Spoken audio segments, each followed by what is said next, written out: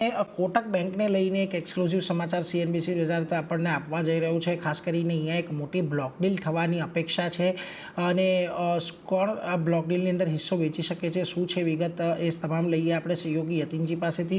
જી યતિનજી, ખાસ કરીને શું વિગત કોટક મહિન્દ્રા બેંકને લઈને સામે આવતી દેખાઈ રહી છે?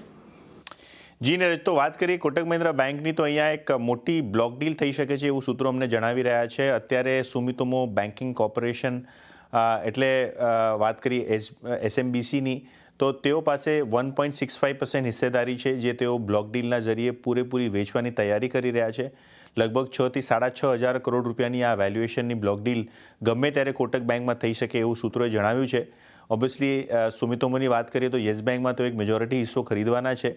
તો બે વસ્તુ છે, એક તો RBIનું કદાચ અહીંયા કમ્પ્લાયન્સ લાગતું હોય છે, અને બીજું કે આ ફંડ્સ જે આવે શેર્સ વેચ્યા પછી 6-6.5 હજાર કરોડના, તેનાથી યસ બેંકની અંદર ઇન્ફ્યુઝન કરવા માટે કે ઇન્વેસ્ટમેન્ટ માટે અહીંયા સુમિતોમો યુઝ કરી શકે એવું સૂત્રોએ જણાવેલું છે.